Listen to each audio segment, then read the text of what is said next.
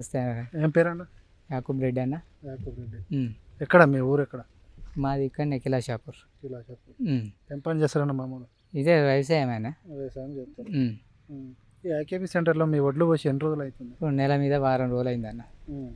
నెల మీద వారం రోజులు అయింది. మాకు ఈ వర్షాలకు ఒడ్లు నానుతాయి, అవి సరిగా కాంటాలు కాక లారీలు వస్తలేవు, ఆ ఒడ్లు పోతలేవు. మాకు చాలా ఇబ్బంది అవుతుంది అన్న. ఆ పట్టాలు కప్పుకుంటే ఇగో ఈ గాలి పెడితే లేచిపోతున్నాయి. మొన్న గాలికి ఫుల్ వర్షం వచ్చి లేచిపోయా, వాన పడే నాని మొలకలు వచ్చినాయి. ఇప్పుడు ఆ మొలకలు చూస్తే మాకు అసలు ఆ ఒడ్లు కొంటారా లేదా, మమ్మల్ని ఏం చెప్తారో మాకు తెలుస్తలేదు. మాకు అసలు మా పరిస్థితి ఎవరికి చెప్పుకోవాలన్నా కూడా అర్థమవుతలేదు మా బాధ. మీ ఇక్కడ ఉన్న అధికారులు కానీ ఎవరికైనా మీ సర్పంచ్కో మీ ఎమ్మెల్యే చెప్పొచ్చు కదా. ఎమ్మెల్యేగా ఎవరన్నా ఇక్కడ కనీసం విజిట్ చేయడానికి ఎవరో వస్తారు పోతారు, లారీలు పంపిస్తామని చెప్తారు. మరి ఏది ఇంతవరకు అయితే ఏది మరి లారీలు లేవు. మేమే పోతానమంటున్నాం కదా లారీలకు. మేము పోతే కూడా పాసంలు పోయి తెచ్చుకోమని అంటే పోతాను. మేము రాని మీరు వస్తే ఆ లారీలో ఎక్కించి పంపిస్తామంటే రాత్రి పోయినాం. ఆడిపోతే ఆడ ఎవరు లేరు, అధికారులు ఎవరు లేరు. లేకపోతే మళ్ళీ సపరేట్గా మాకు ఎవరు వింటారన్నా, లారీలో వింటారా? మాకు రైతులమేనే. రైతులమంటే ఇవాళ చిన్న చూపు ఎవరు పట్టించుకుంటారు. సపరేట్గా వచ్చినాం. ఇక మళ్ళీ రాత్రి 11:30 12 అయింది ఇంటికి వచ్చేవారు. రేవంత్ రెడ్డి ఏం చెప్తున్నాడంటే కాంగ్రెస్ చిన్న చూపు చూడకండి, రైతులని రాజం చేద్దాం మనము మన ప్రభుత్వంలో అని చెప్పేసి రేవంత్ రెడ్డి పలు సభలో చెప్తున్నాడు. ఇక 10-15 రోజులు సభలో అన్న మేము చిన్న చూపు ఎందుకు చూస్తాం? మంచిగా చేసినాక ఎవరైతే ఆయన శత్రువులు కాదు కాంగ్రెస్ వాళ్ళు, వీళ్ళేమో ఇది మిత్రులు కాదు, అందరికీ అంతే. కానీ మన రైతులను ఆదుకునేటోళ్ళు ఉంటే అయిపోయాన్న. మాకు ఎంత ఫీల్డ్ మీదకి వస్తే మా బాధలు ఏందనేది వాళ్ళకు కూడా అర్థమవుతుంది. ఆల్రెడీ 70-80% కొనేసినాం, రైతులు రాజం చేస్తున్నామని చెప్పేసి పలు సభలో చెప్తున్నా. నిన్న మొన్న మీరు సభలో అన్న ఇక ఇప్పుడు మీరైతే చూస్తున్నారు కదా, ఇక్కడ ఎన్ని వేల బారదా అన్నదో చూడుర్రి. ఇప్పటికి ఇప్పుడు కటాపు మరి 15వ తారీఖు వరకు ఎప్పటికో లాస్ట్ అని అంటారు. ఇప్పుడు ఇది మరి పోతుందా? ఈ ధాన్యం అంతా ఎంత ఉన్నదో చూడరు. మరి ఇక 80% 70% అని అంటే ఇప్పుడు మీరే చూస్తున్నారు. ఇంకా ఈ 20 సెంటర్లో ఇంకా కిలాషాపూర్లు అట్నే ఉన్నాయి. లారీలు రాక ఇబ్బంది అవుతుంది. లారీలు ఈ అమాలి వాళ్ళతోని చాలా ఇబ్బందులు ఏర్పడుతున్నాయి అన్న. దీనికి ప్రత్యామ్నాయం ఎట్లా ఏంది అనేది అర్థమవుతలేదు. ఇంకా మాకు కలెక్టర్ జర పర్వాలేదు, ఆయన కొంచెం టైట్ చేసేపటికే ఇంత పోతానే అని అంటారు. ఇప్పుడు మీ వడ్లు తడిసిపోయినాయి, ఎట్లాగో కటింగ్ అవుతుంది. మీ కటింగ్లు అయితే ముందే చెప్పిరా మీకు? ఎట్లా ఏం చెప్పలే మాకైతే 42 వెయిట్ వేసి జోకిచ్చారు. మొన్న కాంట అయింది. ఇక మరి అవి ఇప్పుడు మళ్ళీ మిల్లుకు పోతే ఏమవుతుంది ఎట్లా అనేది తెలియదు మా పరిస్థితి. ఇక నేను అదే అంటాను, మాదంతా అయోమయం. ఇవి రందితోనే ఇప్పుడు ఇక్కడ కూర్చొని ఏం చేయాలి, ఈ ఒడ్లు ఎన్నడు పోతాయి. అందుకే ఆ బాధ తట్టుకోలేక లారీ అన్న తెచ్చుకొని వేసుకొని పోదాం మరి అని వచ్చినాం. ఆ లారీలు కూడా దొరుకుతలేవు. అది ప్రభుత్వంలో ఇంతగానో లేట్ అయింది అన్నప్పుడు ఒక్కసారి అయిందన్న, లేనిదేంది కానీ కేసీఆర్ హయాంలో కూడా అయింది. కాకపోతే అప్పుడు గిట్నే లొల్లులు అయినాయి.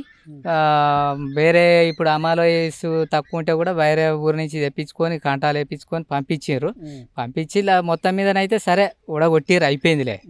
కానీ ఈ మొలకలు ఈ వర్షాలు ఇంకా నయమన్నా, ఈసారి తక్కువ ఉన్నది వర్షంగా. కానీ ఇంకా పోయినసారి యాసింగ్ పడ్డట్టు పడితేనా మా భూమి మీద మొలిచినట్టుగా మొత్తం నారు.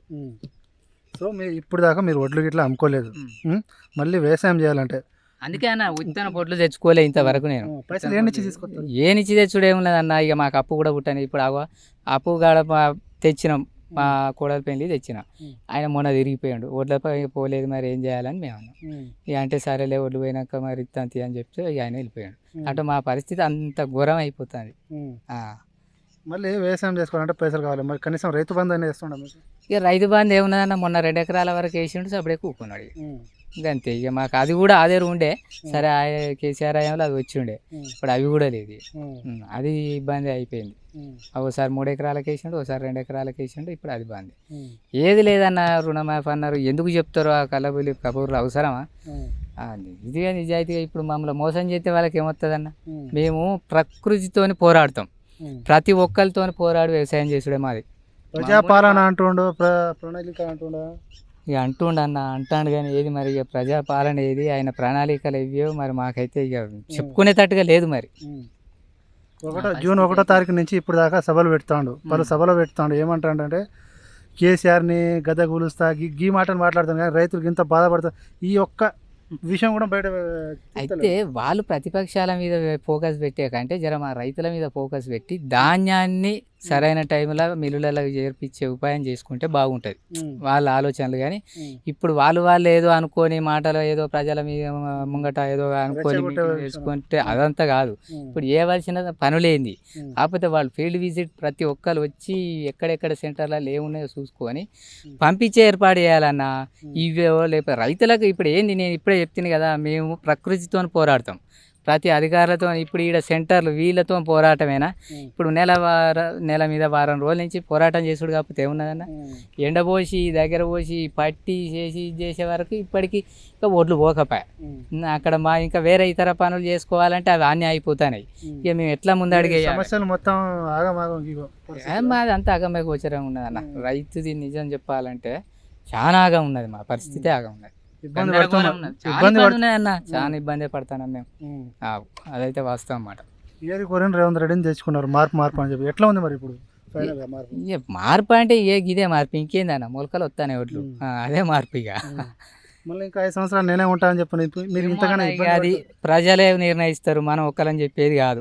ఇక అందరు ఏమనుకుంటారో, అందరి దృష్టి ఏందో మనం ఏమనుకుంటారు మామూలు ఊర్లో మీరు ఏమనుకుంటాం అన్న? అందరు అయితే గిట్నే అనుకుంటాను. అన్నాడు బాగా చేస్తాం అన్నారు, నమ్మినాము, ఓటేసినాం. మరి ఇక మళ్ళీ లాస్ట్కి వచ్చే వరకు అయితే పరిస్థితికి ఇట్లున్నది. మరి ఏం మారలే, మా పరిస్థితులు అయితే మారలే. ఇక ఊర్లో అనుకుంటారా మళ్ళీ రేవంత్ రెడ్డి వస్తే మళ్ళీ ఆగం అయిపోతాం మనం ఇట్లా కేసీఆర్ ఎందుకు అంతే ఎందుకు అనుకుంటలేరు? అనుకుంటారు. యాస్ట్ వస్తుంది మరి. యాస్ట్ వచ్చి అరే మా పరిస్థితికి ఇట్లా దిగజారిపోయా అప్పుడే అంటే అప్పటికంటే ఇంకా దిగజారిపోతుంది కదరా, రైతు బంధన మాయ కదరా అనే కాడికి వచ్చింది మా పరిస్థితి. కనీసం 6 గ్యారెంటీలు అయినా అమలు అవుతుందన్న? ఏమో అన్న, ఇక మాకు ఆ గ్యారంటీల సంగతి ఏమో, కానీ మా ఈ ఓట్ల సంగతి మాకు బాగా తెలుస్తలేదు. ఇక మేము బయటలో కానీ పట్టించుకుంటలేం, కానీ మాదైతే దయనీయంగా ఉన్నది, చాలా ఘోరంగా ఉన్నదన్న మా పరిస్థితి.